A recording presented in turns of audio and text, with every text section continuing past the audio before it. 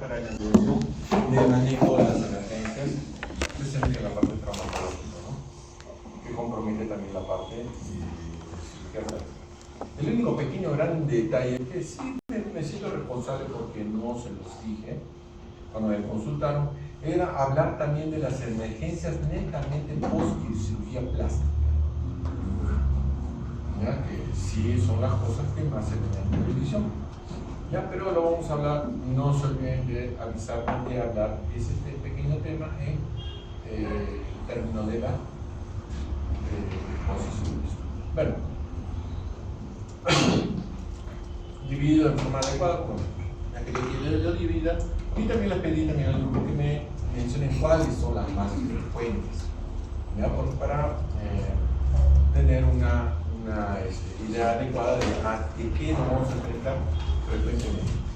Uno de los puntos muy importantes es que muchos piensan que todavía cirugía plástica es rino, mamas, lipo y cosas simples, ¿no? Entonces, como les dije en el primer día de clases, la cirugía plástica es mucho más que eso. Hablamos de cirugía reconstructiva, como ya han visto que es cirugía reconstructiva, hablamos de cirugías traumatológicas como ligamentos, que son también pérdidas, implantes, ¿ya? Y bueno, tenemos la parte estética, que es lo que más plata da, pero creo que no es tan personalmente satisfactorio dentro del punto de vista que hacer un buen implante de miembro y lograr una funcionalidad de un miembro de un paciente que ya tenía perdido ese miembro es un éxito y una satisfacción absoluta. Bueno, dentro de la evaluación se pueden utilizar dos métodos. El método del ABC, porque el ABC para la evaluación de un paciente de emergencias, ¿ya? Y como le especificó bien su compañera, el MARCH es para el politraumatizado, ¿ya? O sea, los dos son aplicables, no que el MARCH superó al ABC o el ABC supera al MARCH, no. Cada uno tiene su ubicación y su momento de aplicar. La diferencia principal entre el MARCH y el ABC es principalmente la M, o sea, lo primero. ¿Por qué? Porque ya sigue aire, aire, aire, respiración, respiración, circulación, circulación, y bueno, acá el estado de conciencia, y bueno, ya acá. Pero la hemorragia masiva es el que cambia principalmente y que es lo que se evalúa primero. En un politraumatizado tenemos que evaluar antes que si está respirando o no está respirando, si está ahí impulso, que vemos si hay hemorragia. Si hay una hemorragia tenemos que controlarla lo más pronto posible. Si somos un equipo, o sea, 2, 3, 4 personas que estamos en el equipo de atención de emergencia, entonces se evalúa en paralelo o al mismo tiempo. ¿Ya? Yo evalúo emergencia, yo evalúo el sangrado, anda viendo si está respirando, tú miras con pulsos, anda canalizando, verifica circulación, anda viendo otros ambientes, otras sustancias que pueden ser tóxicas para el paciente. Es una evaluación conjunta. Si somos un equipo, todo es el mismo tiempo. ¿Ya? El jefe del equipo, ¿quién va a ser? El médico. ¿Sí? El médico. Y es algo que muchas veces cuando hagan su serum va a ser la enfermera, la técnica más antigua, la viejita, lo que quiere decir de tomar el mando de todo. Porque yo soy más vieja, no, porque yo soy médico. ¿De acuerdo? Pero también no sean esos médicos, yo soy médico, ¿qué vamos a hacer, doctor? No, ya, en tu primer ya todo el mundo empieza a hacer algo, tú perdiste. Entonces es muy importante tomar en cuenta que ante una emergencia tenemos que ser los primeros en pensar. Por eso siempre digo, ante una situación desesperada, ¿qué es lo primero que tienen que hacer? No desesperarse. Correcto. Ya tienen ustedes que ser la guía. Y si son los primeros que se desesperan, el paciente murió. ¿Correcto? Listo. Entonces, las dos van a evaluar lo mismo, ¿no? Casi lo mismo van a lo mismo, ¿no? Pero ya el MARCH primero evalúa la hemorragia y el ABC primero evalúa la vía aérea. Pero son aplicados en momentos diferentes, pero también pueden ser aplicados al mismo tiempo. Y todos los pasos dependiendo del equipo que tengamos, podemos aplicar. O ya el examen físico, bueno, el diferible es, vamos, la herida, ¿cómo está? ¿Estable? ¿No estable? Ya, perfecto, tranquilo, respiro, no me explico. Pero por ejemplo, si hay un sangrado masivo y tengo que controlarlo, tengo que aplicar las cosas inmediatamente, ¿no? O si tengo una herida penetrante en el tórax, ¿le saco el cuchillo inmediatamente? ¿Sí o no? No. Se deja todo en su sitio. No movilizar más las cosas. Porque puede hacer que increíblemente el cuchillo, el elemento penetrante, el pedazo de fierro, la madera que está penetrando en un órgano vital, pueda estar haciendo también la función de tapón. Entonces, si sacamos ese tapón, se hace un desastre. Hemos tenido pacientes que nos han llevado con un cuchillo dentro de la cabeza y no hemos tocado el cuchillo o un verduguillo dentro de la cabeza. En la cirugía, controladamente vamos retirando el elemento extractivo o elemento penetrante. ¿Correcto? Entonces, acuérdense, si ven un cuchillo o un elemento penetrante, ¿lo retiran? No. Paciencia, estabilizan al paciente, le hacen su ABC, le den su march y con eso determinan, ¿necesito hacerlo ya? O lo estabilizo y lo puedo derivar a un centro neurológico. Bueno, dentro de las heridas traumáticas pueden ser cortantes. No me parece que sea una laceración, lastimosamente sí, discúlpenme criticar esto, pero dentro de las características que ya vamos a ver cuando hablemos de cicatrización, es una de las características de una herida que se está volviendo crónica, es la revitalización de los bordes. Y si vemos acá vemos los bordes, no son agudos como este, sino están redondeados. Acá hay una revitalización de bordes. Acá hay una revitalización. Entonces esto más parece que había una necrosis, se ha salido la costra y se ha formado una úlcera crónica en esa zona con revitalización de bordes. Pero bueno, la laceración lógicamente es que se han raspado. Por abrasión, aquí la laceración es como corte, la abrasión, se cayeron, se han raspado, todos hemos tenido una herida en las rodillas por traviesos, ¿no? Y las múltiples contusos, acá aparece que le han descubierto al pata, la esposa, la descubierto y le han metido uñas, le han metido todo, ¿no? Correcto. Ahora, para continuar, cuando hablemos ahora de heridas, si viene exposición, si no me equivoco, vamos a hablar de heridas y vamos a hablar de todos los tipos de heridas que hay, capacidades de infección, todos. Pero heridas sucias, heridas contaminadas, ¿correcto? Herida contaminada, menor de 4 horas, heridas sucias. Acá no consideran, si se dan cuenta, no consideran ni las limpias contaminadas. ¿Por qué? Porque han sido hechas en un ambiente no estéril o no controlado. Como han sido hechas o han sido producidas en un ambiente no controlado, por eso ya pasan de contaminadas o a sucias. Pero ya no pasan ni por limpias ni por limpias contaminadas. Y ya van a hacer la descripción los que le corresponde a la exposición. ¿Correcto? Ahora, eso sí, pero no todas las heridas, y eso tenga que ya han pasado más de 4 o 6 horas, van a decirles que ya pasaron 6 horas, ya no es emergencia. Por favor, y eso es algo que tengo bastante complicaciones y que me han llamado la atención por haberles gritoneado a las enfermeras, porque me han rechazado un paciente que viene con una herida de más de 12 horas, pero de más de 12 horas, ¿por qué? Porque su centro poblado queda a 20 horas de acá. Entonces, el niño me viene con toda la piel desgarrada por una mordedura de perro, y la enfermera que está haciendo triaje, lastimosamente no tenemos médico para los triajes, la enfermera que está haciendo el triaje dice, pasó 12 horas ya señora, no, esto tiene que verlo con un consultorio. Y tiene todos estos desgarros, ni siquiera tiene la delicadeza de decir, vamos a ver la lesión. ¿No? Simplemente dice, no, 12 horas y listo. Entonces, mente abierta, no se olviden, siempre mente abierta. Ya no sean tajantes, no sean visión de caballo. O sea, con anteojera, que viendo así. No, tienen que ver todo el espectro. ¿Correcto? ¿Ya? Listo. Entonces, el manejo inicial. Acá hay unos puntos que no me han gustado mucho, pero vamos a ver. Medidas hemostáticas, lógico, controlar el sangrado. Lo podemos controlar con presión directa, si vemos el vaso sangrante, una pinzadita, si no tenemos materiales, igual con presión directa, si no te queda otra y ves un vaso que está sangrando demasiado, torniquete. El torniquete antes se usaba más comúnmente, actualmente ya no se usa muy comúnmente, pero todavía en casos de emergencia se puede usar.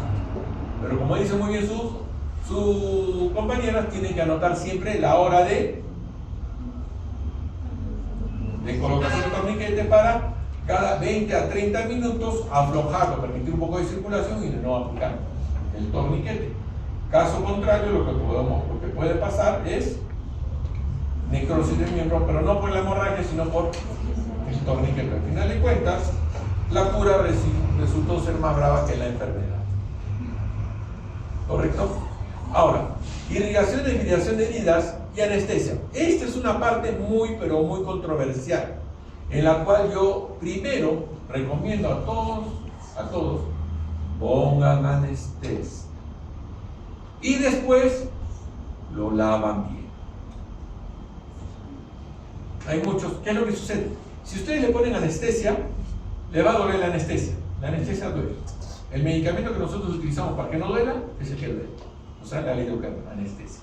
¿Y por qué duele? Porque es un medicamento ácido. Y eso de pH ácido produce un ardor quemazón temporal, pero arde, molesta y fastidia. ¿Correcto? Entonces imagínense que ustedes tienen a su mamá, papá, hermano menor. Se hace una herida. Primer dolor, la anestesia.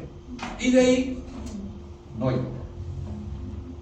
Pero si hacen lo contrario, primer dolor, el lavado. Y segundo dolor, la anestesia. Si es un niño, ¿ustedes creen que le va a aguantar los dos dolores? No va a aguantar. Entonces yo recomiendo si la lesión, como también si es una amputación, pues, pero es una lesión relativamente anestesiable rápidamente, anestesia, no sean malvados. ¿Ya? No al sufrimiento, no a la tortura. Primero anestesia y después lo lavan bien, y como les digo siempre a los pacientes, lávenlo como si fuera un calzoncillo sucio después de 3 días de campamento con de sus novios, enamorados o de su pareja. O sea, ya tienen vida esos calzoncillos. ¿Correcto? Entonces, lávenlo bien. Lo que dice, bueno, ya, cuando vamos al lavado, irrigar con abundante agua, sí. ¿Ya? Acá hay una recomendación muy interesante, ¿no? 50 a 100 mililitros de agua de grifo a solución salina por centímetro de longitud de herida. Estos generalmente son las indicaciones dadas por muchos médicos que solo han trabajado en escritorio. ¿Ya? Porque tú en una emergencia no vas a estar controlando 100 centímetros cúbicos, medio centímetro, ya, y ya, 6 nomás, no, una gota menos, no, una gota más. No, por favor, con todo respeto. O sea, son personas que se han dedicado a hacer medicina de escritorio, pero estoy seguro que no han atendido una emergencia real. ¿Ya? Un lavado, sí, pero con abundante agua, y si es posible, a chorro. No coger una gasita y hacerle así, no, agua a chorro, lavarlo bien. Porque el agua a chorro, ¿qué es lo que nos da? Nos da una ventaja, no solo la ventaja de limpiar, sino hacer al chorro y hacer en altura. Las gotas o el mismo chorro hacen un efecto de arrastre, una debilitación también hace. Entonces es una debilitación agregada. Por eso cuando veamos la parte de heridas, cuando hablo de heridas crónicas, hablo de que la mejor forma de curar una herida es agua de la ducha. Cuando hablemos de heridas crónicas, meten al paciente en la ducha, que le caiga agua de la ducha abundante, porque las microgotitas van a hacer un efecto de debilitación mecánica. El jabón, ¿por qué limpia el jabón? Exacto. Las burbujitas son, la espuma son microburbujas y tienen una alta tensión superficial. Entonces esa tensión superficial jala cualquier elemento contaminante y con la ayuda del agua todavía, que es el servidor, limpian mejor la herida. Tengo muchos casos de pacientes que me vienen con la herida, un desastre, un literal desastre. Yo digo, pero no te la limpio. Sí, doctor, yo voy todos los días religiosamente a la posta médica donde me limpian la herida. ¿Y cómo la limpia? Coge una gasita y suavemente me pasan la gasita, me limpia con la agüita y listo. ¿Sacan espuma? No sacan espuma. ¿Agua chorro? No agua chorro. No te están haciendo nada. ¿Me entienden? O sea, no es solo saber, no solo que te digan limpia la herida, sino hay que saberlo. Y es mucho mejor un lavado con agua y dedo limpio y frotarla que frotarla con una gasa, produce mucho más. Es mucho más salvaje, mucho más agresivo.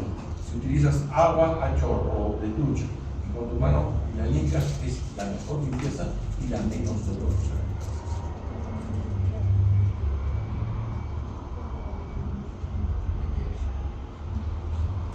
Continuamos. Ya, después que hemos lavado, hemos anestesiado, ya hacemos los cierres, que puede ser cierre por primera intención, puede ser por cierre por segunda intención, tercera intención, cuarta intención. Eso ya se los va a decir quién, el grupo expositor de heridas. ¿Correcto? Ahora ya pasamos a la parte más específica, ¿no? Pasamos a las lesiones de cabeza y cuello. Y que me gustó que la primera causa de emergencias en lesiones de cabeza y cuello son heridas complejas. A diferencia que en mano, ¿qué es? ¿De miembro superior? Ligamentos. Y en miembro inferior, fracturas expuestas. ¿Ya? Cada miembro tiene su emergencia. Bueno, esto sí, si hay laceración de la zona de la mejilla, lesión de la glándula parótida. Más que la glándula parótida, hay que cuidarnos de la lesión del conducto. ¿Cómo se llama el conducto parótido? ¿Nombre propio? Esteno, ¿no? ¿Dónde es que drena el conducto de esteno? Primer molar superior. A la altura entre primer y segundo molar superior. Ahí es donde encontramos el conducto de la ocasión del conducto de esteno. Entonces, si vemos una lesión que más o menos sacan la línea, ¿no? Entre parótida, segundo molar, aquí dicen, si hay una lesión que va en transversal y es profunda, hay que sospechar la posible lesión del conducto de esteno. Ante esa lesión, ¿qué es lo que se puede hacer? Se localiza, una microcirugía casi es eso, el conducto de esteno y se hace una anastomosis terminal, que por lo general un 80% se vuelve a bloquear. Ya, o sea, tenemos muy pocas esperanzas de reparar ese conducto de esteno. Cuando hay una lesión de conducto de esteno, ustedes van a ver en la zona de la cara que se empieza a hinchar, a formar como una bola de un quiste, pero no hay mayor producto infeccioso, no hay mayor infección, pero se hincha. Y van a empezar, cuando apretan, van a salir por los bordes de la herida un líquido transparente, que es la saliva. ¿Correcto? Entonces, ¿qué hacer ante ese problema? Porque realmente es un problema que asusta. Y es un problema que no veo frecuentemente, pero que he visto en personas que hacen bichat. Digo personas, no digo médicos, son personas. O sea, porque o son odontólogos, o son osmiatras, o son personas oculantistas, alambre, por tratar de hacer algo. Y me lesionan terriblemente el conducto de esteno. Y el paciente me viene, me han hecho mi bichectomía, por eso me he hinchado todos, pero y sano. ¿Cómo reparamos eso? Bueno, hace mucho tiempo me enseñaron en forma muy de algo así de lógica, es tratar de crear un trayecto fistuloso. ¿Cómo podemos crear un trayecto fistuloso? Es poniendo una conexión o poniendo un dispositivo que conecte una cavidad con otra cavidad, por lo menos por 2 semanas. Entonces empieza ese conducto empieza a revitalizarse y empieza a hacerse una fístula. Pero ¿cómo podemos fistulizarlo? Tratar de fistulizarlo es con un Avocat 14, bastante grueso, y a nivel de la polla de salida del conducto esteno, nos dirigimos y pinchamos el quiste por dentro. Fijamos, evacuamos el quiste, fijamos el dispositivo a la zona de la mucosa y lo dejamos ahí que vaya a la plena.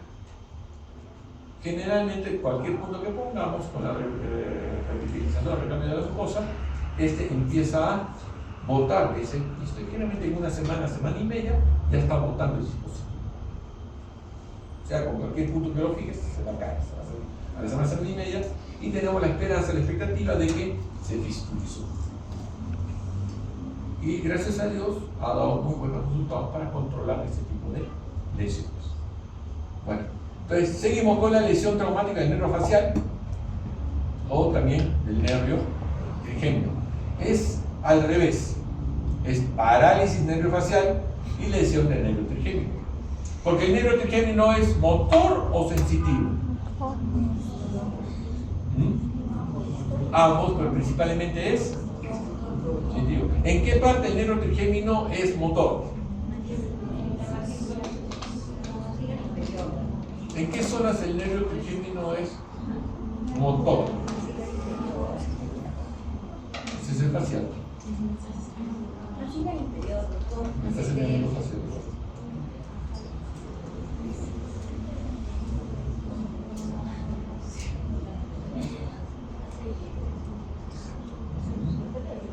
Tarea, pero que en práctica ya está frito, ¿no? Tienen que decir.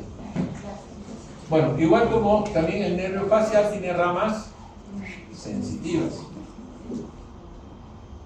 ¿Ya? Ya, bueno. Entonces, ¿por qué? Porque el trigémino casi no es motor. Entonces, para hablar de parálisis hablamos de motor. Entonces, hay una parálisis de nervio facial y lesión del nervio trigémino. ¿Correcto? Bueno, cuestión de términos. ¿Ya? Si no hay complicaciones, si no ven esas lesiones, por eso es importante a todo paciente con lesiones en la cara, pestañea, abre, cierra, ver toda la función del rostro para ver si es que hay una lesión nerviosa. ¿Correcto? Bueno, entonces ya se empieza a cerrar por capas. Si Dios nos hizo en capas, idealmente hay que hacerla el cierre por capas. Tratar de identificar los puntos de lesión, identificar las estructuras lesionadas y principalmente ver lo que está suturando. Pero ¿cómo ustedes van a poder reparar algo que está que sangra? Y muchas veces las lesiones en cara no es por un sangrado de un vaso, sino es sangrado en capa. Por lesión de músculo empieza a sangrar en capa. ¿Qué solución le daría para que no me moleste el sangrado? Torníquete al cuello. El uso de vasoconstrictores, principalmente ¿cuál? La epinefrina. Por lo tanto, y esto sí métanselo en su chip en la cabeza, toda lesión que ustedes quieran suturar, la anestesia que tienen que utilizar, por lo general, salvo que el paciente tenga problemas de antecedentes cardíacos, antecedentes de infarto, pero por lo general deben usar lidocaína con epinefrina. Pobre de alguno de ustedes en su internado que los vea, que están suturando y que le está sangrando todo, y les pregunto, ¿qué anestesia has usado? Lidocaína. ¿Y epinefrina? Cocacho. Porque al final de cuentas, el uso de la lidocaína con epinefrina les va a ahorrar tiempo. Y mejor aún, le va a dar una capacidad de poder hacer una reparación mucho más adecuada. Y como lo digo a los de práctica, ¿cuál es nuestra función como cirujanos plásticos ante unas emergencias? El rostro es tratar de dejar la mínima cicatriz o mínima huella. ¿Va a haber huella? Sí. Pero es muy diferente, como les digo a los pacientes, una huella de que hubiera salido de quencoro a una huella que hubiera salido un rasguñón de gato. Son dos cosas total y absolutamente diferentes. Entonces ustedes no van a poder hacer una reparación adecuada si es que no ven nada. Y por eso veo que muchas veces parece que el punto que han puesto ha sido cerrando los ojos y ponen el punto y sacan y amarran y después ven si sangran o no sangran. Porque son unos puntos que son un desastre. Como algunos de práctica ya han visto, la sutura, un desastre. Parece que está bonito, pero cuando sacamos el punto es un desastre. ¿Correcto? Listo. Entonces, ahora, una pregunta, un punto en su examen siguiente, si es que me responden. ¿Cuáles son las líneas de tensión aparte de las del Langer? ¿Conocen algunas otras líneas de tensión? Las más populares son de Creisy y las líneas de tensión de Borges. Las líneas de Langer se refieren a la acomodación del tejido colágeno, de las fibras colágenas, en una dirección. ¿Ya? Que si seguimos en esa dirección, la capacidad de hacer una cicatriz retráctil es mucho menor. Por lo tanto, la capacidad de disimular la cicatriz es mucho mayor. Tenemos las líneas de Langer, que es a nivel de todo el cuerpo. Y tenemos las líneas de Creisy, con K por si acaso, no es de locos, ¿ya? La línea de Creisy, que ya no van a todo el cuerpo, sino a la línea de tensión en la cara. A diferencia del cuerpo, las líneas de tensión en la cara están relacionadas bastante a la musculatura de la cara. Las líneas de Borges, de Langer, generalmente siguen las líneas de las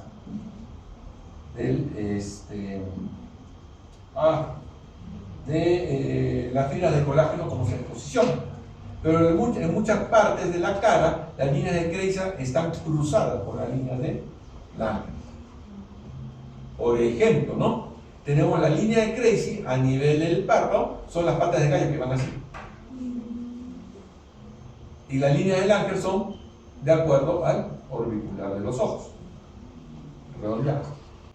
¿Qué es lo que sucede? Lo que sucede es que si hacemos un corte transversal a la línea de Creisy, puede dejar más huella que siguiendo la línea de Langer. Entonces hay que analizar bien no solo la línea de Langer, sino también la línea de Creisy. Y hay otras como 20 tipos de líneas, ¿ya? Y también las líneas de Borges, que son parecidas a las líneas de Creisy. Por ejemplo, no solo es seguir las líneas de Langer, acuérdense, hay que ver cómo es que se contrae también el músculo en rostro.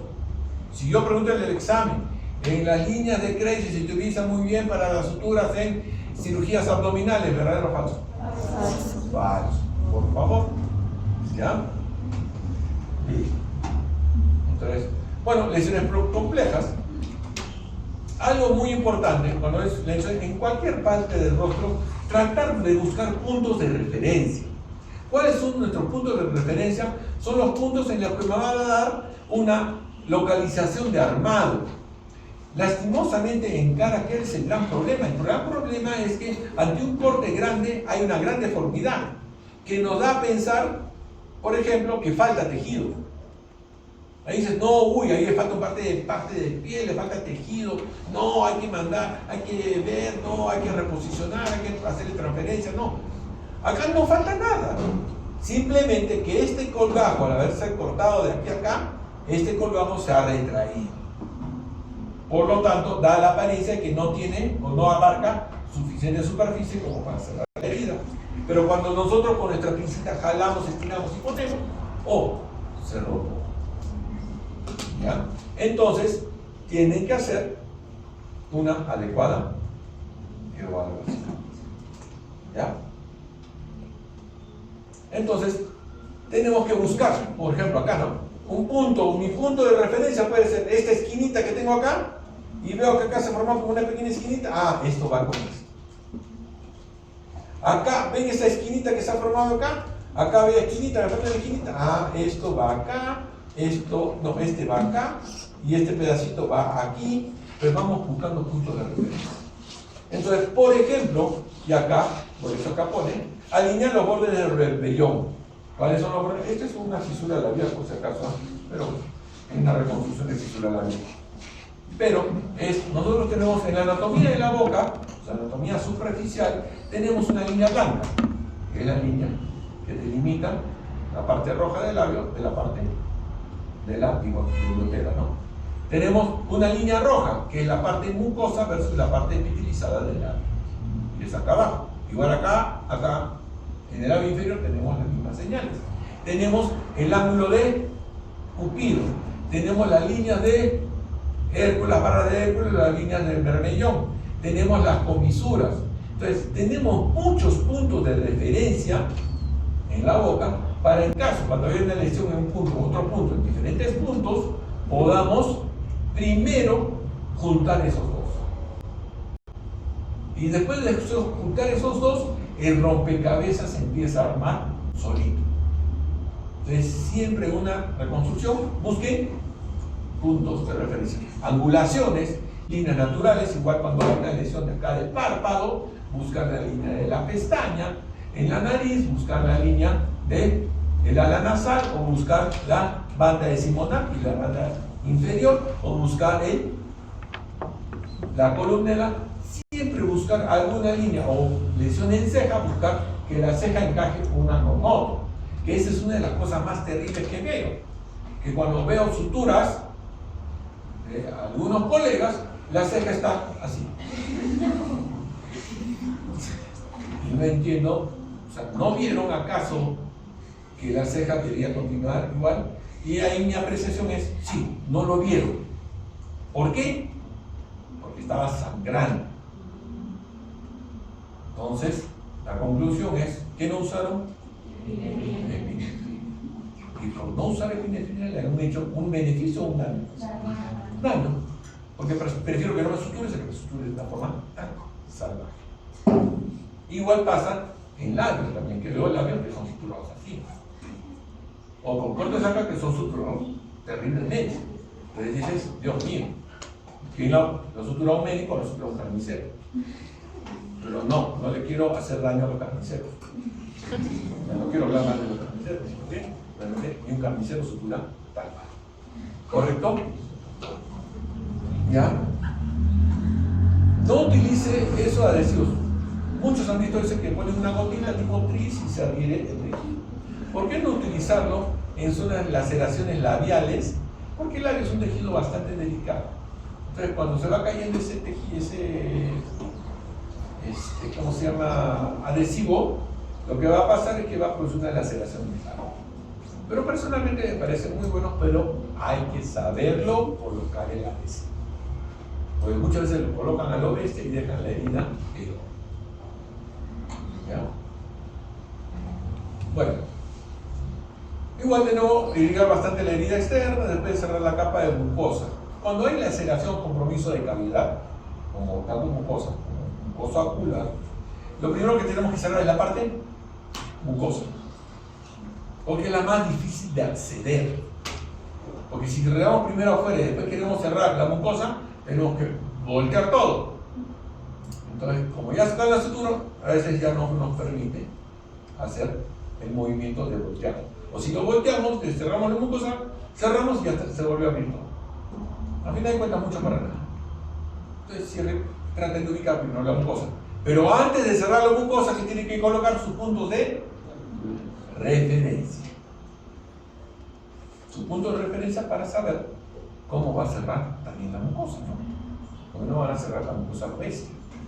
Tienen que saber qué puntos tomar en consideración para cerrar. ¿Correcto? Un segundito, disculpen. A los milagritos.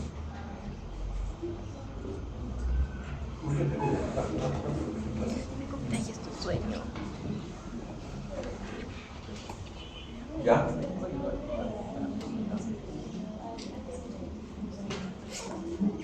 Sí. No, masajéalo un poco para tratar de vencer esa parte aplanadita que tiene en el glúteo derecho. Hay que tener esa parte aplanadita que tiene en el glúteo derecho. Ahí se puede movilizar un poquito esa grasa para que se pueda mejorar ese punto. Dale forma.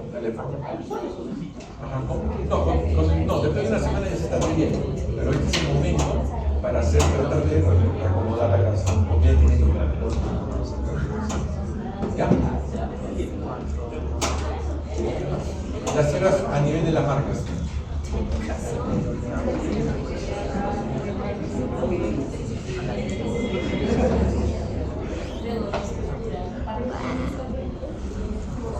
Sí, le está aflojando. Sí, o puede usar una tablita. Ya puede empezar a usar tabla.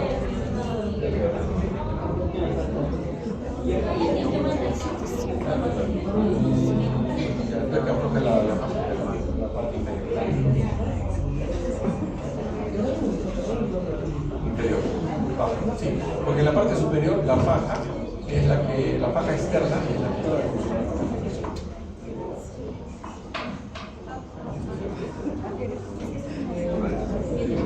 ya, perfecto.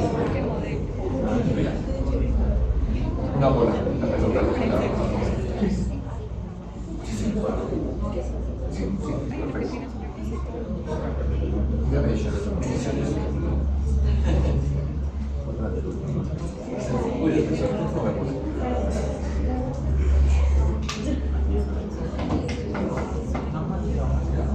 entonces, ya saben, más o menos tener los criterios para poder hacer un adecuado cierre de heridas. Ya cuando hagamos práctica, ya vamos a hacer unas cuantas prácticas de sutura para ver cómo pueden mejorar su capacidad de dejar unas heridas mucho más adecuadas. ¿Correcto? Ya. En mordedura de perros, lógicamente, ¿qué se usa como antibiótico? Amoxicilina con ácido clavulánico. Múltiples estudios multicéntricos, estudios individuales, el mejor antibiótico es el ácido clavulánico con amoxicilina. ¿Sí? Acá hay un pequeño detalle. No sé si acá o más adelante hablaban de una profilaxis por 5 días. No existe una profilaxis por 5 días. Teóricamente, la antibiótico profilaxis es el antibiótico que se pone perioperatorio o perilesional dentro de las 24, máximo 48 horas alrededor de la lesión. Pero ya son 5 días, ya no es una profilaxis antibiótica. Ya si son 5 días es un tratamiento antibiótico. Por lo tanto, ¿qué es lo que han confundido acá? El término herida. Han considerado profilaxis porque han considerado que la herida de mordedura en perro podría ser una herida limpia. Y toda mordedura animal es considerada una herida sucia, no contaminada, sucia. Y toda herida sucia va a necesitar siempre de tratamiento antibiótico, no profilaxis. Cuando hablamos de profilaxis antibiótica, por lo general hablamos en heridas limpias o en heridas limpias contaminadas. Pero ya sucias y heridas contaminadas, ya hablamos de antibiótico legal. ¿Correcto? Listo. Ahora, el punto. ¿Todas las heridas de perro se deben cerrar o no? Hay libros, todavía, libros en cirugía general que hablan que la mordedura de perro no se cierra. ¿Qué opinan? Se cierra. Ya cuando hagan las clases hablemos de heridas, las heridas sucias tienen un 40% de infectarse. Pero es un 40%. Hasta 60% según algunos textos. Pero si tengo todavía una alta posibilidad de que con un buen lavado, ¿y cómo tienen que lavarlo? Con abundante agua y jabón. ¿Y cómo? Como si fuera calzoncillo sucio después de 3 días de campamento. Les tienen que lavarlo bien. No es eso que una lavadita y listo, y ahí nomás. No. Yo generalmente recomiendo, lavas una vez, frotas bien, sacas bastante espuma, enjuagas. Lavas 2 veces, enjuagas. Lavas 3 veces, enjuagas. Con eso puedes tener un alto porcentaje de convertir una herida sucia en una limpia contaminada. ¿Ya? Y tu porcentaje de infección puede bajar altamente. Y aún así, por ejemplo, si tú tienes una mordedura, pero una lesión de cara, ¿no? Como esta, ¿no? Una lesión de acá, esta la dejarían abierta. No, hay que cerrarla. Hay que lavarla bien. Bueno, este niño, si lo metemos a la operación, los domingos la lavamos bien. Y cuando van a cerrar, ya que el paciente está dormido, ¿le van a poner lidocaína?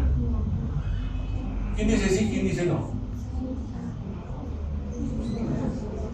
Si ya está anestesiado, ¿por qué no va a poner lidocaína para que eco, para que no me sangre? Porque necesito ver lo que voy a hacer. Cuando lave esto, Hay muchas zonas que ya están trombosadas y coaguladas, pero cuando lo lave va a empezar a sangrar de nuevo. Entonces tengo que ponerle lidocaína con epinefrina para poder tener una mejor visión de todo lo que voy a hacer. Y segundo lugar, ¿por qué pondría lidocaína con epinefrina? Con eso el anestesiólogo ya no va a utilizar tantos medicamentos anestésicos centrales para mantener al niño tranquilo y dormido. Sino ya tiene que ser una anestesia bastante superficial, con poco seborane, muy superficial, y el niño, la persona solo lo tenemos dormidito, pero ya lo tenemos en anestesia profunda. ¿Correcto? Entonces no se olviden. Medicamento básico para el cierre de heridas es lidocaína con epinefrina. No se olviden de eso. Aún así, paciente está anestesión de salud. Listo. Y bueno, cerrarlo por capas. Como se dice, ¿no? Si Dios nos hizo por capas, hay que tratar de cerrarlo por capas. Identificar nuestros puntos de reparación o puntos de referencia para poder hacer un cierre lo más adecuado posible. ¿Correcto? Ya salimos de la primera emergencia en cara. ¿Cuál es la segunda emergencia en cara? Fracturas mandibulares es la primera. Fracturas mandibulares. Bueno, acá vemos que generalmente estos son los síntomas más comunes de las fracturas de mandíbula, ¿no? La hinchazón externa, un lado, otro lado. Bueno, primero antecedente, ¿no? Se golpeó de una otra manera. El trismus o masticación alterada. O una vez es chueco, o otra vez abre la boca, o no la puede abrir, o el trismus. O una maldad es, no, ya, haz esto. La primera que hace, ya, nunca más lo quiere hacer. Ya, ya, puede ser, ya. No, si ves lesiones dentales también hay que sospechar posible fractura o alguna alteración en sensibilidad, porque puede haber lesionado el nervio dental inferior, ¿no? Algo anterior. ¿Correcto? El manejo, bueno, esto generalmente ya lo manejaba antes cirugía plástica, pero como ya está la especialidad de cirugía cabeza y cuello, ya casi no manejamos fracturas mandibulares. Salvo que sea una emergencia, salvo que no haya nadie y tengan los materiales para reducirlo. Que generalmente son estos dispositivos, que es para el cerclaje de mandíbula, luego de arcada dentaria, y mini placas. Mini placas para poder cerrar la fractura. ¿Ya? Si es necesario lo hacemos, pero si hay alguien que lo sea, para que lo haga. Si alguien me lo puede hacer, que lo haga. El cirujano que va a decir, yo me voy a descansar. Es emoción, ¿no? Entonces son materiales de osteosíntesis que son generalmente mini placas. ¿Correcto? ¿Ya? Bueno, puede ser fractura en ángulo, acá, en este ángulo, mentoniano acá o en cuello acá. Son dos diferentes tipos de fracturas. Ya que lo que van a hacer en seno fractura frontal, eso sí es un manejo un poquito más acucioso. Si es que hay deformidad, no hay deformidad, y si hay compromiso, no hay compromiso del seno paranasal en forma completa, o sea, es una fractura en línea. Si es tan profunda o está comprometido más de área del seno y hay líquido cefalorraquídeo, ¿dónde tenemos que llamar a quién? Al neurocirujano para que vea la posibilidad de fractura de base central. Entonces ahí ya se nos complica la forma. Generalmente, ¿qué es lo que vemos? En la zona de frontales, en la zona frontal, encontramos sensibilidad, crépito al palpar y deformidad nasal. No siempre, pero podemos encontrar una deformidad nasal y una deformidad de esta zona, hay que sospechar una fractura de seno paranasal. Correcto. Entonces el manejo, bueno, ya, aislamiento, hay que prevenir las complicaciones de tipo infeccioso, antibióticos simplemente, y tratar el aspecto estético inicial. ¿Ya? Ahí sí es un manejo, si hay fractura nasal, puede ser un otorrino que diga, otorrinolaringólogo, hay cirujano cabeza y cuello, cirujano plástico, y también por ahí los oftalmólogos que se quieren meter para hacer también esas cosas.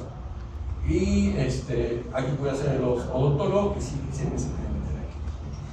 ¿Ya? Como decíamos, también los cirujanos cabeza, algunos cirujanos cabeza y cuello también operan, hacen liposucciones, platea, mamas, todo eso. Porque se declara el cirujano cabeza, cuello y anexo al cuello. ¿Ya? Pero como digo siempre, zapatero a sus zapatos. ¿Ya? Entonces, esa es la parte como el manejo. ¿Ya? Fracturas orbitarias, lo principal. Ustedes muchas veces en algunas se van a encontrar con una lesión generalmente del pómulo.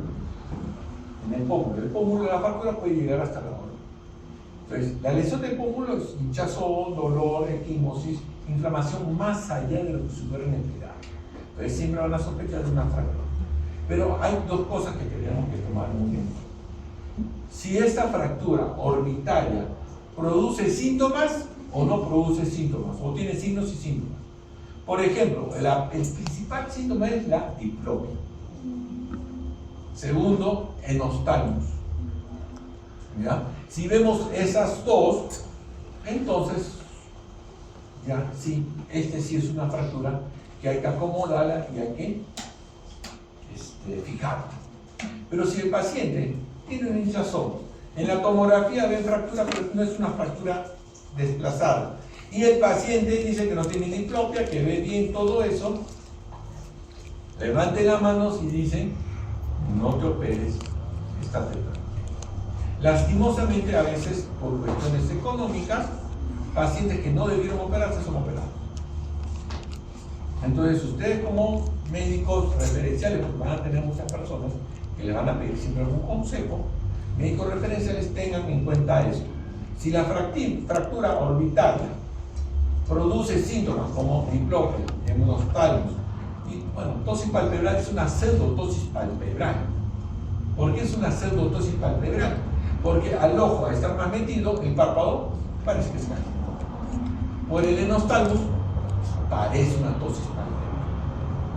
Salvo que la fractura no sea inferior, será superior, o sea lateral, en que haya dañado el nervio. ¿Qué nervio? El nervio facial. Queda lesionado.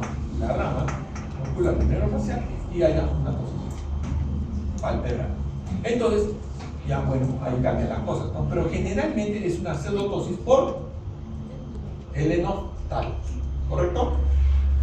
Listo. Entonces, bueno, el manejo puede ser acá, de este tipo de fractura, hay que tratar de ponerle una placa, una malla infraorbitaria para darle la forma de toda esta zona, pero eso ya es un tratamiento bastante complejo, ¿correcto? Listo, traumatismo de miembro inferior, cosa brava también.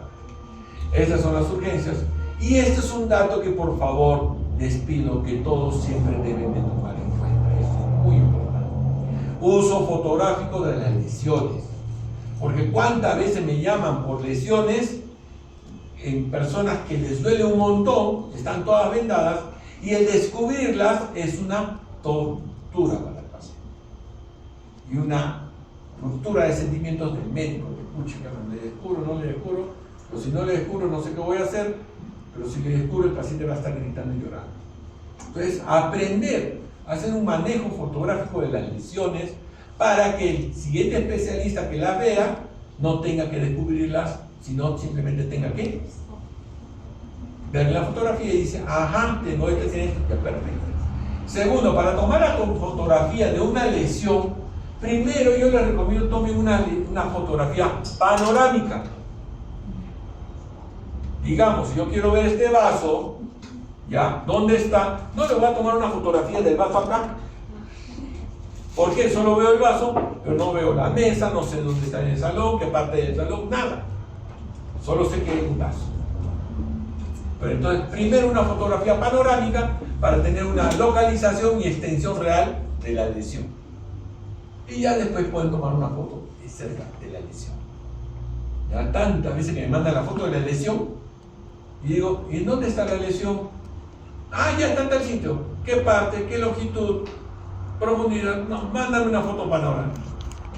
Con una foto panorámica ya puedo tener una mejor localización de todo el aspecto de la herida.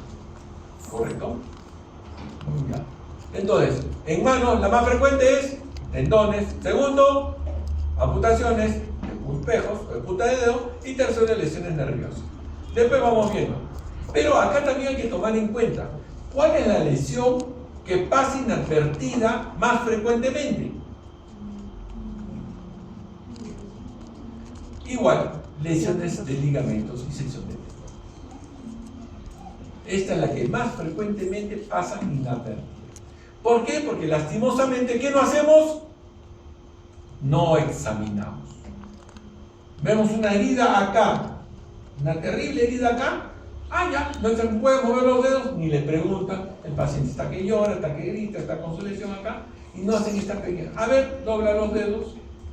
O una lesión acá, a ver, estira tus dedos. No. Cogen, agarran, anestesia, ponen, listo, cosen, qué bonito me quedó la sutura.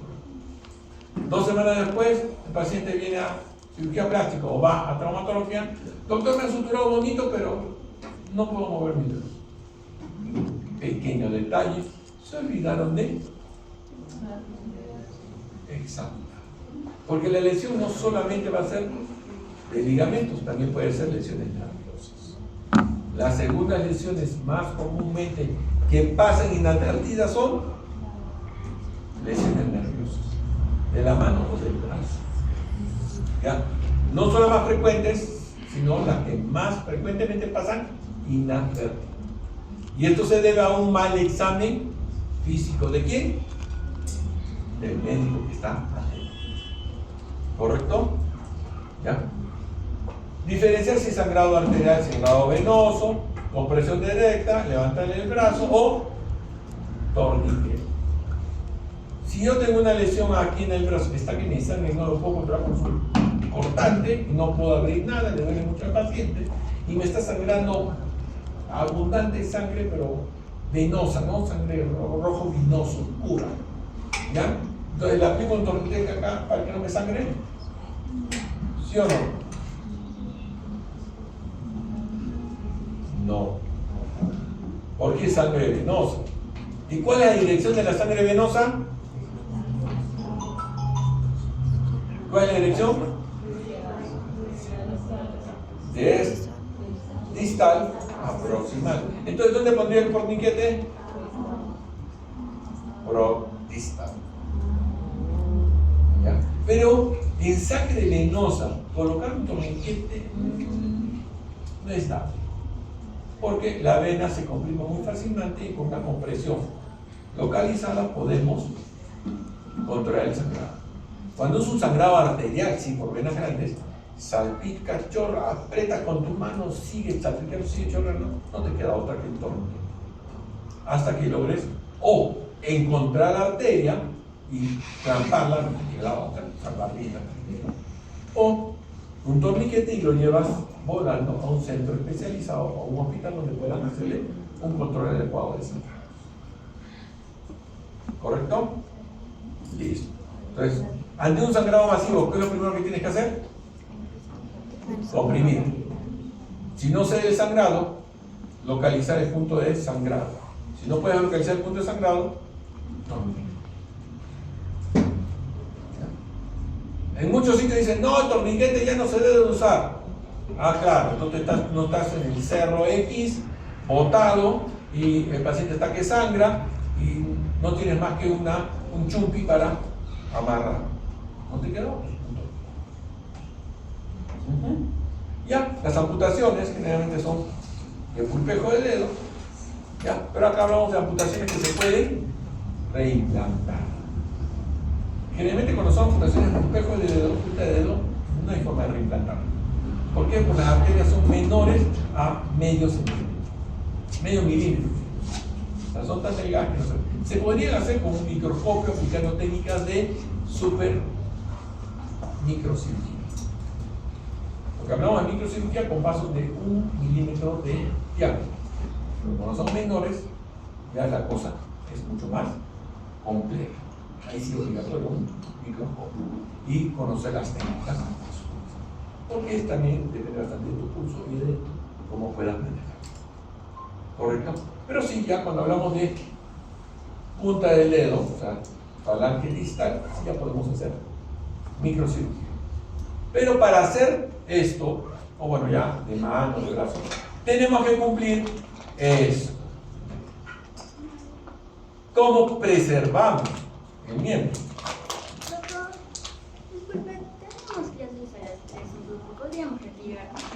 Ay, con Dios, la bendición de los tamaños y cuídense, que la fuerza los acompañe. ¿Ya? Entonces, envolver con una toalla una gasa húmeda, no mojada, como dice su compañero. ¿Ya? Meterlo en una bolsa, ¿ya? Con gasa húmeda, no mojada. ¿Ya? Y en dos bolsas, bueno, se mete en una bolsa, dos bolsas, y ahí recién se pone en el hielo. No debe haber contacto directo del hielo con el miembro amputado o segmento amputado, porque lo que va a producir es más necrosis, más muerte. Y tenemos por lo general 6 horas. Cuando son miembros dedos hasta podemos contar 12 horas. Cuando son más grandes, 6 horas. Si no respetamos eso, lo que podría pasar es el síndrome por miembro reinsertado o síndrome por revascularización. ¿Qué significa esto? Grupo anterior de prácticas. El síndrome por revascularización o síndrome por miembro reinsertado. Punto menos.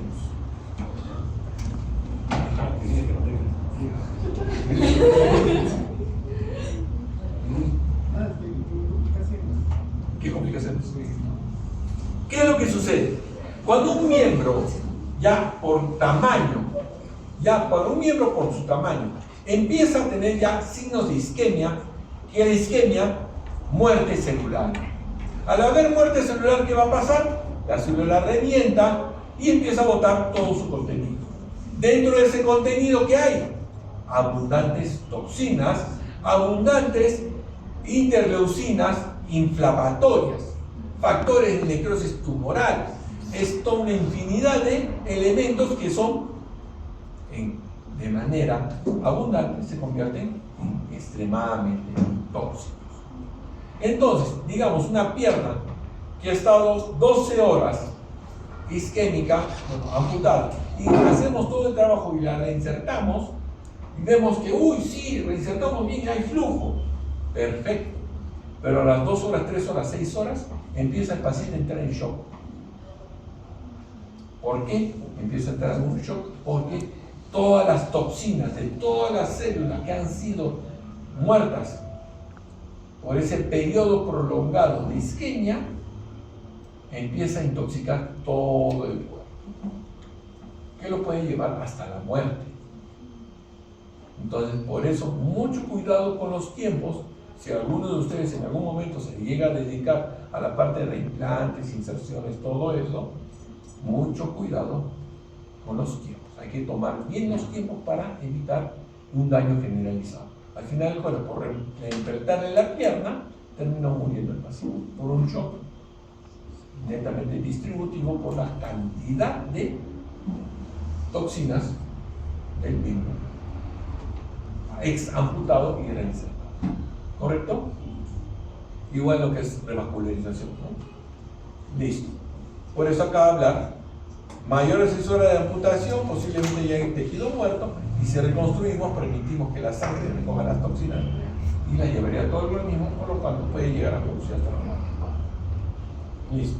Ahora, el gran problema, y eso sí es algo que sufrimos bastante cuando hacemos reimplantes o cuando hacemos colgajos libres, otro tema cuando hacemos colgajos, es que si el paciente me entra a UCI, perdí. ¿Por qué perdí?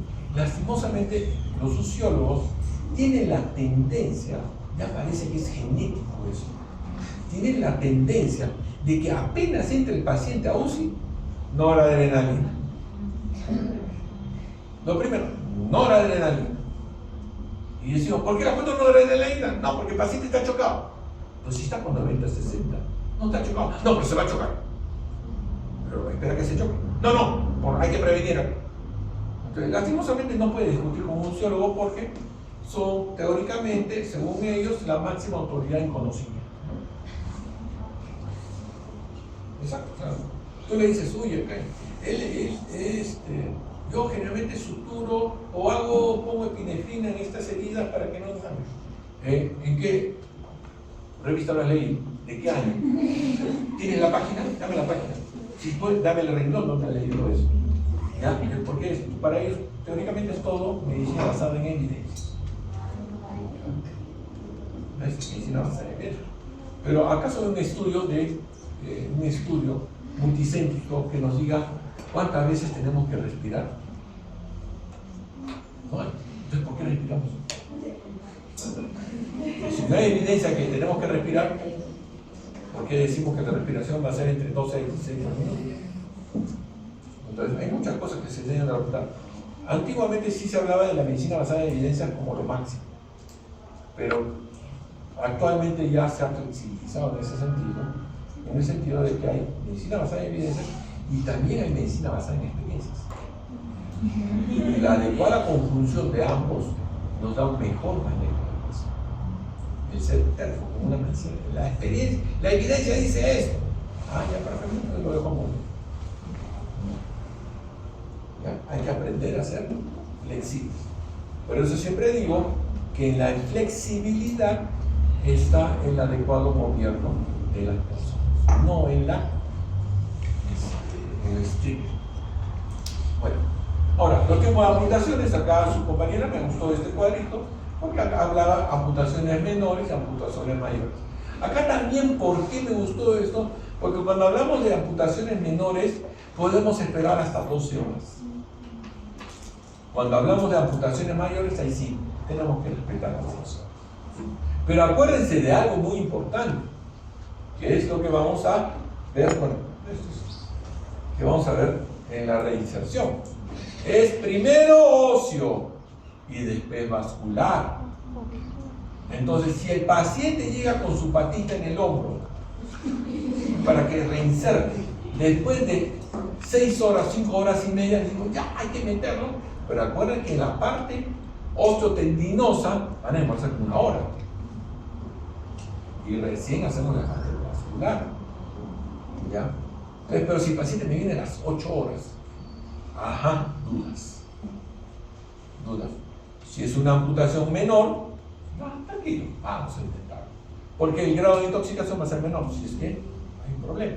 Pero si es ahí sí dices 8 horas, 1 hora más adentro, no. ¿Me entiende? Criterio. Pero si me llega exactamente a las 6 horas, ya inmediatamente entras a la operación y dices, llamas al traumatólogo, llamas al fijas todo esto, lo haces lo más rápido posible y haces la inserción. ¿Por qué primero vascular, primero el óseo y después vascular? ¿Por qué no primero le doy vida y después ya le hago la parte ósea? Hablen. Ahorita tienen derecho de hablar para poderme burlar de ustedes. Estabilidad.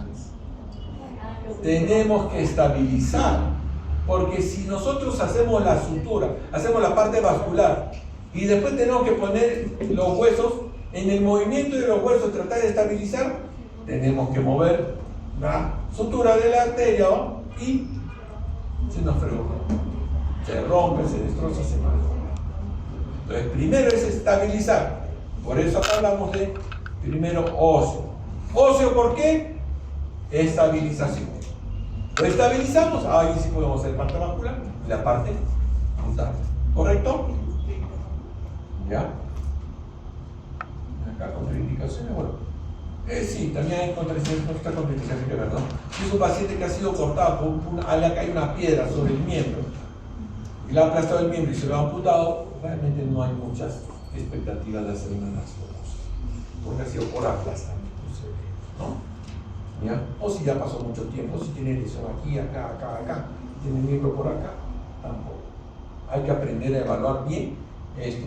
Y si la amputación es limpia, un corte con cuchillo o con cizalla, o con, hablamos también de amoladoras, ¿no? ¿Ya? bueno, clave de punta, varios dedos, bueno. Principalmente sí hay que tomar que la lesión traumática debe ser lo más limpia posible. Con respecto a pulgar varios dedos, hay que, ya son tácticas o tácticas de guerra, como digo, o tácticas de tratamiento que sí no podemos obligar a recuperar un pulgar. Si el pulgar se murió, no hay forma. Hay una técnica quirúrgica en que se llama pulgarización del índice, en el cual cogemos el índice, abrimos acá, reubicamos los huesos y los ponemos como un pulgar. Como hay una foto por aquí que es una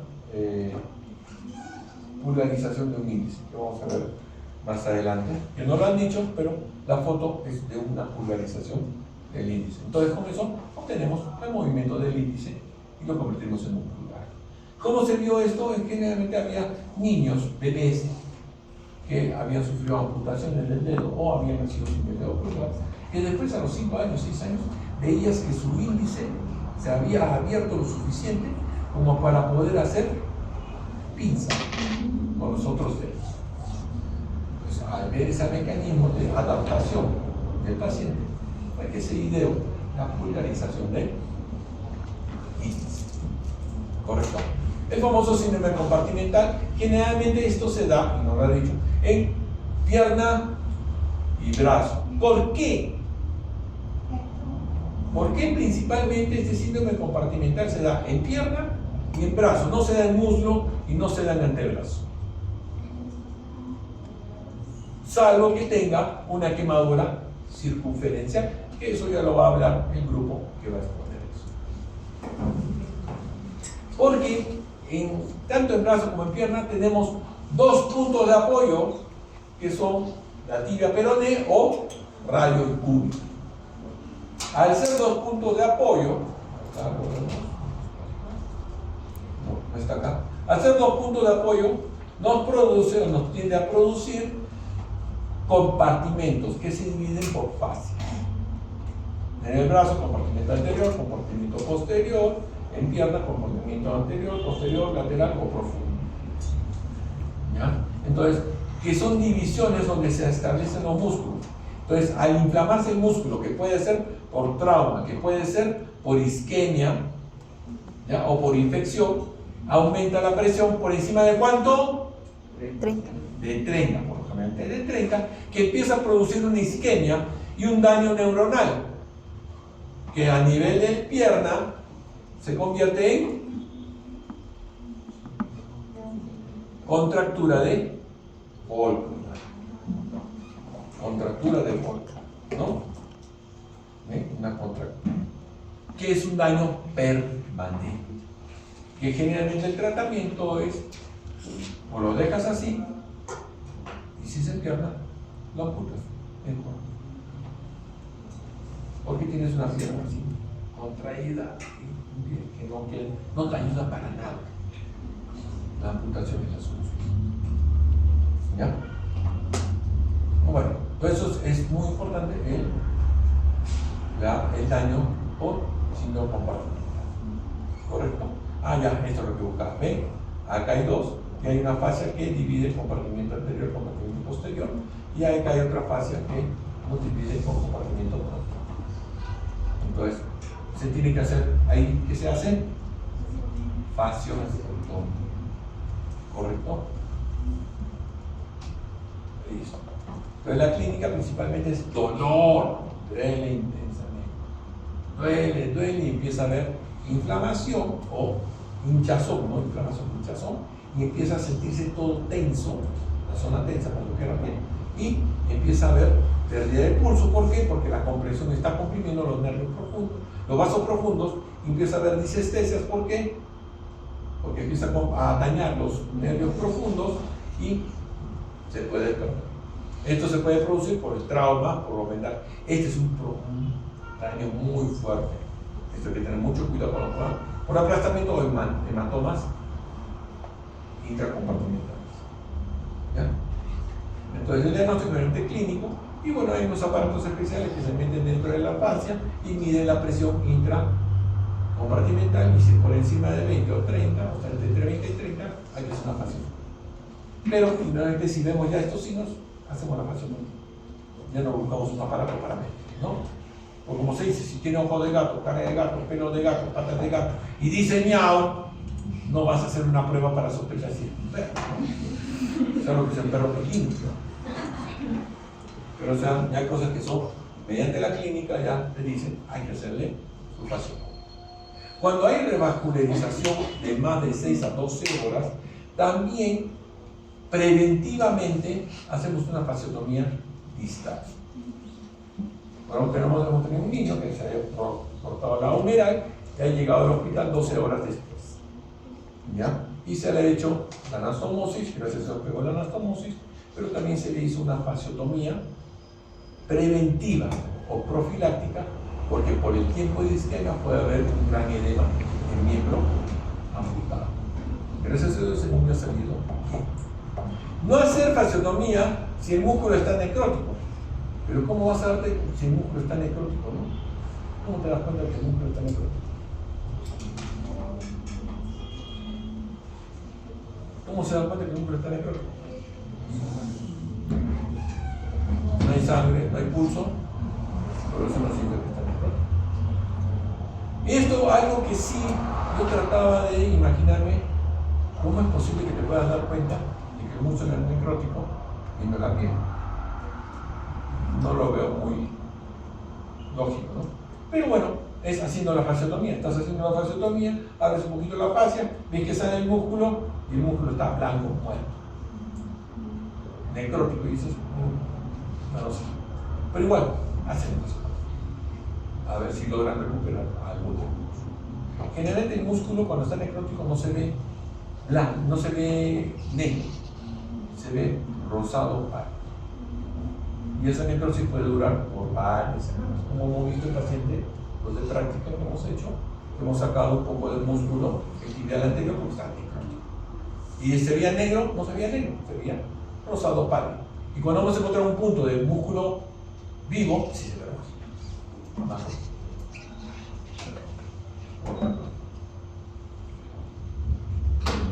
Disculpe, me emociono cuando hablo de ya de estos temas. ¿Ya? Bueno, tratamiento es fasciotomía, ¿correcto? ¿Ya? Cuerpos extraños, realmente cuerpos extraños es la cosa más difícil que ustedes van a tener en su vida, especialmente cuando se han perdido la localización del cuerpo extraño. Muchas veces le tomamos una placa de rayos X o le hacemos una tomografía o le hacemos algún tipo de examen para tratar de localizarlo, pero lastimosamente, si está localizado dentro del músculo y está totalmente ya imperceptible al tacto, con el movimiento muscular se va a mover y se desplaza por un lado o por otro lado. Entonces, si a la placa de rayos X, que es un pedazo de aguja, lo vemos en un sitio, por ejemplo, acá, ya está listo, ya lo tenemos localizado, hacemos, cortamos, vemos, abrimos, ya está, bien. Le tomamos otra placa que no estaba acá, ya está. Entonces, lastimosamente, sí, cuerpos extraños es una forma muy difícil de hacer. Si son metálicos, lo más conveniente es utilizar un arco en C o una fluoroscopía en el cual puedes ver en vivo dónde están las cosas y tú con tus pinzas puedes llegar y coger y sacar. Pero caso contrario es muy, pero muy difícil. ¿Correcto? Bueno, la exploración clínica, radiografías, todo eso, la exploración, extracción quirúrgica. En muchas ocasiones es preferible cuando el cuerpo está en cualquier parte del cuerpo, dormirlo por completo. Porque si le ponemos anestesia local, ¿qué va a pasar? La misma anestesia local, por el aumento de volumen que produce la anestesia local, porque estamos poniendo un volumen, altera la anatomía, altera la localización y puedes, simplemente haber colocado la anestesia local, desplazar el cuerpo extraño. Salvo que tengas el cuerpo extraño visible, lo puedes coger, todo eso, perfecto. Hasta en muchas ocasiones tenemos el problema de que lo palpamos, acá está, sí, acá está. Ya, le pones anestesia local, ya no está. ¿Qué pasó? Yo lo palpaba, acá está. Perdiste la oportunidad. Por eso, hasta esos pequeños cuerpos extraños, o sedación, o lo duermes, cortas, agarras con una pinza, ella empieza a colgar anestesia local para ayudar. Por caso contrario, pierdes la oportunidad de extraer el cuerpo extraño. No se imagina cuántas veces acá, en la región tenar, un cuerpo extraño de este tamaño que lo palpaba, se me ocurrió poner anestesia local, explorarlo, 2 horas después de exploración, no lo encontré. Y eso no es de mí, no es solo mío, sino de muchos. Y si alguien, no, doctor, yo le he sacado al toque, lo encontré, ajá, felicitaciones, ese día debiste haberse sacado la tinta. Debiste jugar la tinta para sacarla. ¿Por qué? Es una cuestión de suerte. Porque también lo he hecho. En la pierna, en el muslo, un cuerpo extraño. Estaba de residente, me acuerdo. Le puse anestesia, lo busqué, lo encontré en 15 minutos. Lo saqué, todo esto victorioso, donde mi asistente diciendo, acá tengo el cuerpo extraño. ¿Cómo lo sacaste? Le puse anestesia y lo saqué. ¿Lo encontraste? Me dijeron directamente todo ahí, los asistentes. Este es maricón. Esa es suerte de maricón, de nuevo.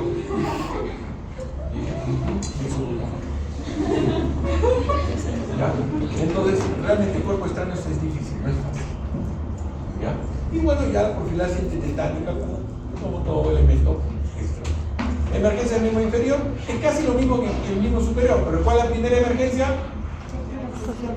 Fracturas expuestas, no solo fracturas. ¿Qué es una fractura expuesta? Fractura que ha disrupcionado o ha roto los tejidos blandos y se ha expuesto el hueso. O sea, una fractura con éxito. También se consideran fracturas expuestas, donde hay una fractura acá y una herida acá.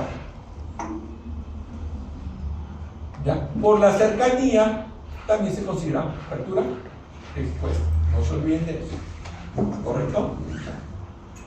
Bueno, y tenemos todas las clasificación de amputaciones e infecciones, pero la principal es fracturas expuestas, la principal causa, ¿no? Un algoritmo rápido en fracturas expuestas, porque esto ya me habló de fracturas expuestas. No me dijiste que las fracturas expuestas eran la principal causa. Te fuiste directamente a esto. Ya no me lo dijiste, pero sospeché que por ahí en un momento querías decir. ¿Ya?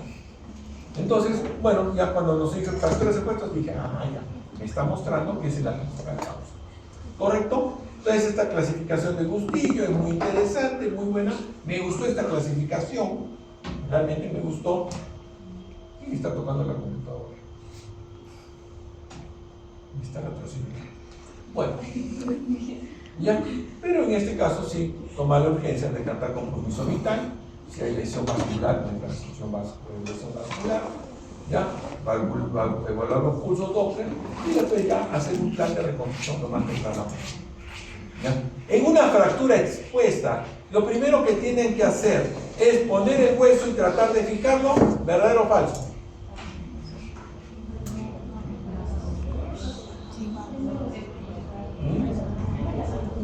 Idealmente es con calma cubrirlo, limpiarlo y meterlo a sanar. Y en un medio netamente controlado, recién tratar de reducir la fractura. ¿Qué es lo que pasa cuando ustedes quieren reducir una fractura expuesta y reducirlo a lo bestia? Diciendo, soy médico, yo lo sé, crack, oh, lo dedujo, bravo doctor, usted es lo máximo. Al día siguiente el paciente cualquier buscador. ¿Por qué? Porque en ese momento en que ustedes reducen, destruyen también tejido blando. Y ese tejido blando que pueden destruir puede ser una arteria, sección de la arteria. Y al final de cuentas, en vez de ser un beneficio al paciente, malograron al paciente. Con la fractura expuesta no había compromiso vascular, perfecto. Pero lo reducen a lo bestia y hacen lesión vascular y se mueren. Entonces, una fractura expuesta, ¿la reducen inmediatamente? No. La cubren, la tapan, la limpian, lo dejan con tejido limpio y a manejarla de manera controlada, bajo anestesia. ¿Correcto? Ya. No seamos atrevidos, ¿no? Lastimosamente la ignorancia nos hace atrevidos. Entonces no seamos atrevidos. ¿Correcto? Bueno, acá todo el esquema de cómo deberíamos manejar una amputación, una fractura, ¿no? Si hay una reconstrucción compleja, hay lesión vascular, hay tejido, pérdida de tejido o defecto de tejido vascular, entonces consideramos ya la amputación. Es algo que debieron haber considerado en el paciente, lo que han visto de ese paciente que hemos hecho el colgajo de gemelo, el gemelo medial, el que hemos hecho ese colgajo, deberían haber considerado la amputación en ese paciente. ¿Por qué? Porque ha habido una gran cantidad de daño, de pérdida de daño o daño en todo el compartimiento anterior de la pierna. Por eso, los del segundo grupo ya de rotación han visto cómo sigo sacando tejido muscular muerto. Y sigo sacando tejido muscular muerto porque ya no hay forma de recuperar, porque el daño ha sido muy severo. En ese tipo de pacientes debieron haber considerado la amputación, porque ha habido daño vascular, posición de hueso, múltiples daños y gran daño en tejidos superficiales como la piel. Pero bueno, es cuestión de evaluación. Cada uno tiene su criterio, no lo puedo criticar. Más bien, todos somos buenos directores técnicos después del parto. ¿Sí o no? Debiste haber cambiado, debiste hacer derecho, debiste haber pateado con el dedo izquierdo, haber metido la uñita derecha. No. Después del partido todos somos buenos directores técnicos. Así que, solo haber considerado. Por ejemplo, esto, definitivamente hay que considerar una amputación. Están unidos todavía, si se dan cuenta, ¿no? Pero gracias a Dios tenemos pacientes, bueno, el otro grupo lo ha visto, pacientes que me han llegado así y hemos logrado preservar el niño. En un trabajo conjunto con traumatología. Y realmente logramos preservarlo.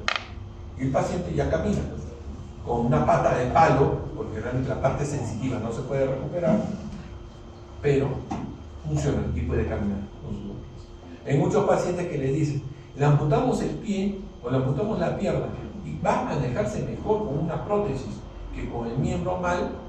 Dicen, no, yo quiero conservar mi pierna.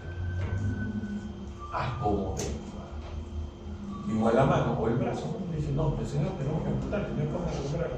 No, hagan todo lo posible, pero traten de mantener mi brazo, mi mano.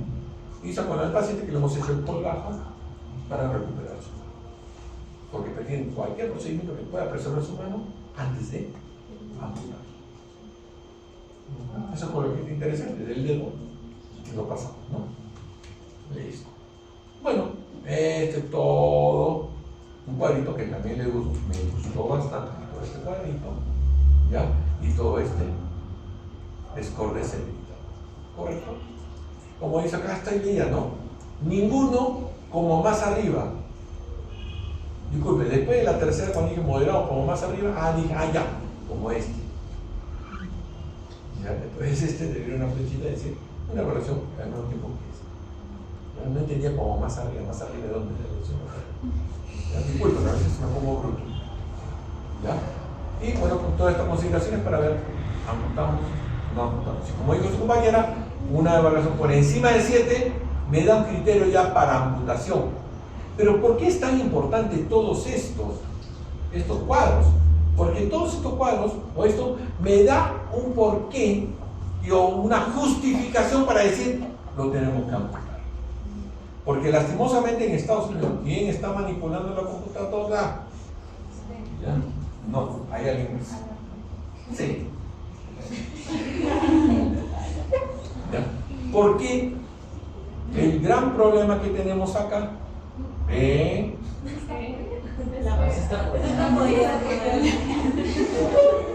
no soy yo.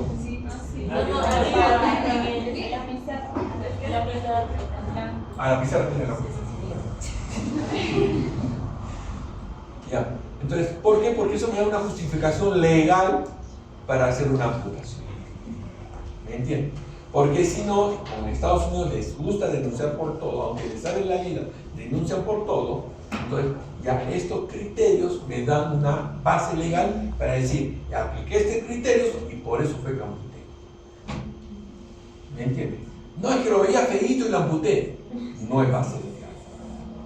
¿Ya? Como pasó hace muchos años cuando una señora que por una infección urinaria severa le tuvieron que amputar las piernas, los brazos y los pies, ¿Por qué? Porque es una sepsis severa, ¿no?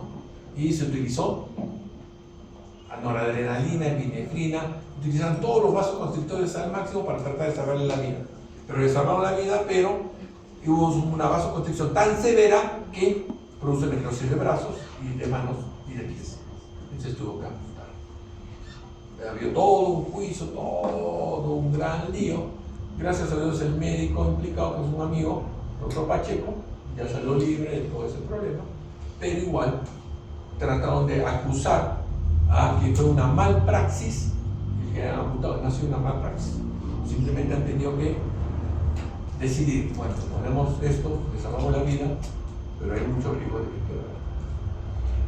Ahí lo que pasó es una mala información, porque debieron haber salido antes de aplicar todo ese tratamiento a hablar con la familia y decir, vamos a hacer A, B, C, D, pero puede pasar el A, B, C, D. ¿Aceptan? No aceptan. Y los familiares lo que iban a decir, sálvele a la vida como pueda. Correcto, con su aprobación, vamos a hacer esto, esto, esto y esto. Después se amputó las manos, todo eso. Se les dijo, ustedes firmaron que si pasaba eso, ustedes están conscientes de que esto iba. Perfecto, se liberaron. ¿Ya? Acuérdense, este score MES mayor a 7 ya me es una indicación para decir amputación. Y con eso no sabemos. Bueno, manejo práctico es bueno, amputar, si es necesario amputar, de acuerdo al MES, ¿no? Listo. Quemaduras. Bueno, las quemaduras, tenemos los diferentes tipos de quemaduras, hay que tomar en cuenta. Hay un punto importante para manejar una emergencia de quemadura. Y eso es algo importante para ustedes, porque yo paro peleándome con muchos. ¿Qué es lo que pasa? El punto más importante es una quemadura, primero, que sea de amplio, o de segundo grado mayor al 20% de superficie corporal, o de tercer grado mayor al 15% de superficie corporal total. Ya son consideradas quemaduras graves o de gran extensión que puede producir muerte del paciente. Entonces hay que determinar cómo medir. Entonces, en algún momento su compañera, acá, no, quemadura, ¿dónde está la mano? ¿Dónde está la mano? ¿Dónde está la mano? ¿Dónde está la mano? No veo la mano. Pero bueno, dijo que es la mano, para determinar la forma más fácil es la mano. Ya la forma más rápida y directa, ¿no? Ahí los que están rotando en el hospital regional usan bastante ¿cuál? ¿Qué clasificación usa para determinar la extensión de una quemadura? Lund-Browder. Lund-Browder es todo Lund-Browder en el hospital, ¿no? Porque maneja bastante quemaduras. Entonces ellos manejan bastante la clasificación o determinación de extensión de Lund-Browder, ¿no? Pero en una emergencia, ¿cómo determina más rápido la extensión de una quemadura? La palma de la mano. ¿Ya? Entonces, la palma de la mano con dedos es un 1%. Por si acaso, no es el 2%. Y solo la palma de la mano es el 0.5%. Pero por favor, es la mano del paciente, ¿ya? No la mano del examinador, ¿ya? Pues yo me acuerdo una vez que me hicieron, doctor, el paciente tiene un 40% de superficie corporal quemada. No, un 2%, 2 o 3% de superficie corporal quemada. Sí, está un poquito, está bien quemado. A ver, mire doctor, 1, 2, 3, 4. Y era un niñito de 3 años. Entonces tomen en cuenta, la mano del paciente, no la mano del examinador. ¿Correcto? ¿Ya? Segundo punto que tienen que evaluar rápidamente es profundidad de quemadura, ¿no? Si es superficial, media o profunda. Superficial, quemadura de primer grado, media, segundo grado y profunda, tercer grado, ¿no? ¿Cuál es la característica de una quemadura de primer grado? Enrojecimiento. Característica de una quemadura de segundo grado, la ampolla. Característica de la quemadura de tercer grado es la insensibilidad, no les duele. Y los grandes quemados del tercer grado van a llegar y están tranquilos. Conversan contigo, ¿qué pasó? No, me quemé, me explotó el gas, esto. No les duele mucho. Lo que les duele es la quemadura de segundo grado. Por la quemadura tercer grado. ¿No? Le tocas, ¿te duele? No. ¿Sientes? No. Tercer grado. Listo, rápido. O van a ver la cara blanca, ¿no? La capa blanca o está negra. ¿Ya? Entonces, esa es la quemadura de tercer grado. ¿Correcto? Entonces, eso que tenemos. Y tercero, ¿qué es lo que tenemos que evaluar? También si hay compromiso pulmonar o no. Y por eso es peleo con muchos médicos. ¿Cuál es el problema? El problema es que fue un fogonazo, una quemadura rápida, ¿ya? En la cual ni siquiera el paciente ha tenido la oportunidad de respirar el aire caliente. ¿Por qué? Porque ha sido tan rápido el fogonazo que solo se ha quemado. Entonces, me lo mandan de emergencia porque sospeché quemadura de pulmones. Entonces, ¿qué es lo que quema los pulmones? Porque es muy grave cuando hay una quemadura pulmonar o una lesión de pulmón por quemadura. ¿Qué es lo que quema los pulmones? No es el aire caliente. Lo que quema los pulmones es la interacción de los químicos inhalados con el moco. Entonces, esos químicos inhalados son álcalis y bases. Y al mezclarse, o anhidridos y óxidos, al mezclarse con el moco, o sea, con agua, que formamos ácidos e hidróxidos. Los hidróxidos son álcalis, que también son dañinos. No solo los ácidos, sino los hidróxidos son álcalis. Y ellos son los que producen la quemadura. El daño produce la inflamación, la quemadura química. No es quemadura por calor, es una quemadura química y produce todo el daño pulmonar. Pero si no han tenido tiempo de aspirar ese aire, esos químicos, entonces sean más lógicos, un poco más lógicos en el manejo, ¿ya? De determinar si es o no es. ¿Correcto? Listo. Entonces, principalmente, ¿cuál es el manejo de las quemaduras? Agua congelada, agua helada, no, solo agua fría. Si es posible, es agua tibia, ni siquiera es agua fría. ¿Ya? ¿Por qué? Por el riesgo de producir hipotermia. Ese es el riesgo grave de cuando a un, pues, por eso su compañera le decía que hay que lavar por segmentos, cuando sienta un poquito de temblor, ya otro segmento, hay que limpiarlo, hay que mojarlos, ¿no? ¿Pero por qué? Porque si le produce una hipotermia, la hipotermia produce hipovascularización y el daño se hace mayor. ¿Correcto? Y ya cuando hablemos de quemaduras, bueno, ya los que han pasado por rotación ya saben, las quemaduras también el manejo hay que ser muy inteligente. Y hay que quitarse algunos estigmas. Pero ya cuando hacemos la exposición de quemaduras, ¿correcto? Bueno, primeros auxilios, no retirar la ropa de la bestia, sino tratar de sacarlo poco a poco. Idealmente, ¿por qué le ponemos agua fría? Para calmar el calor interno que sigue dañando. Entonces el agua fría se coloca para enfriar todo el tejido. ¿Qué es lo que pasa? Ustedes cuando sacan una carne de una carne sancochada, la sacan y la sienten que está fría por fuera, la cortan al medio y está caliente por dentro. Por eso tenemos que evitar que siga caliente ahí dentro, que siga por 20, 30 minutos. ¿Correcto? No que le hizo un poquito, ¡ay, está frío! ¡Ya, perfecto! No, sigue frío. Especialmente si sabes que es una quemadura en la cual ha habido bastante exposición, tiempo de exposición. Luego a su ABCD, tercero, si ha habido, pues, a evaluar la quemadura y suponer unas gasas. Yo generalmente en quemaduras no utilizo venda elástica, solo gasas, vendas de gasas o vendas no elásticas, porque lastimosamente la venda elástica tiene tendencia a moverse muy fácilmente. Entonces, una quemadura de segundo grado me la raspa una vez, me la raspa dos veces y la convierte en tercer grado. Se pregunta. Entonces, generalmente son vendas de gasa, pero no vendas elásticas, ¿no?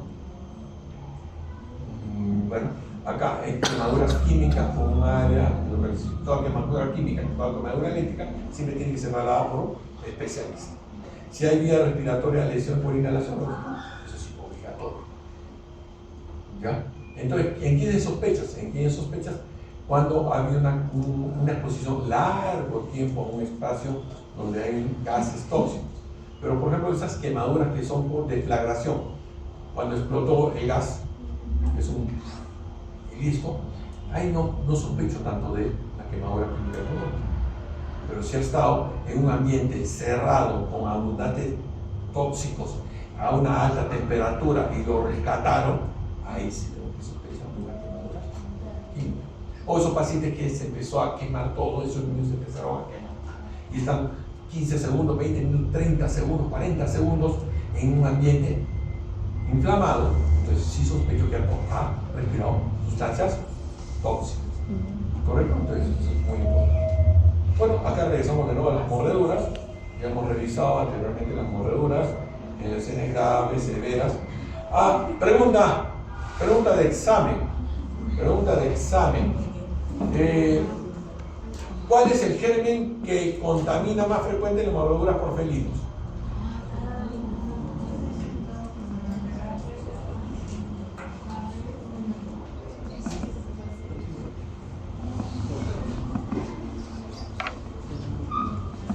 Los felinos tienen una característica, no sé si se han dado cuenta que tienen gatos. Cuando te raspas con cualquier cosa, te molesta ese ratito y listo. No te molesta, al día siguiente ya cicatrizó nomás. Pero cuando hay un arañazo del gato, me molesta un día, 2 días, 3 días, y dice, ¿cómo arde esta tontería? ¿Por qué? Porque los felinos, en sus dientes y en sus garritas, tienen un germen. ¿Cómo se llama el germen? ¿Mortocina? Pasturila no es, por ahí va. Cal, imbécilo. Pero por eso es que pasa esa molestia. Eso es lo que estaba esperando. Coge tu celular, escribe, pregunta a Géminis, ¿cuál es el germen que está en las uñas de los gatos? ¿Cómo se llama? Capnocito. ¿Me han preguntado? ¿A tu Géminis?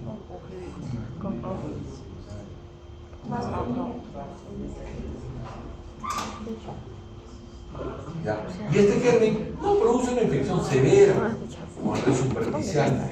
Entonces, por eso las heridas como que se infectan temporalmente y después calman, ¿no? Pero hay una enfermedad que se llama la enfermedad del arañazo del gato, cuando este germen penetra, deja que se cultive y es un daño más. ¿Ya? ¿Cuáles son las heridas más contaminadas? Las mordeduras de humano. ¿Quién le gana al humano?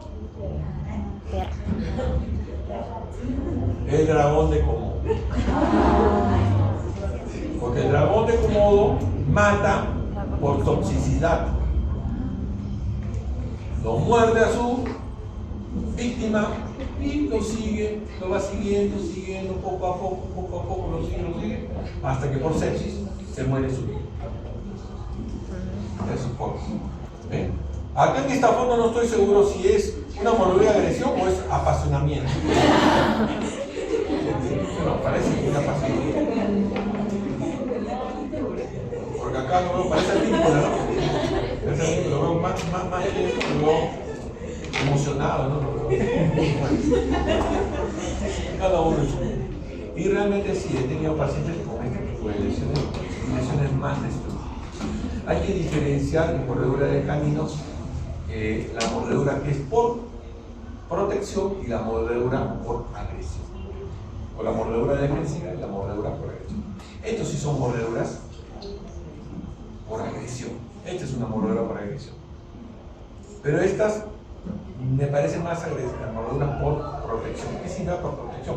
Que el animal se siente agredido o se siente cansado que lo estén molestando y hace este movimiento. Solo hace esto. Nada más. Entonces, lastimosamente, es un niño y parece que la agarró, ha hecho esto, pero como es una piel bastante delicada, le ha hecho esto.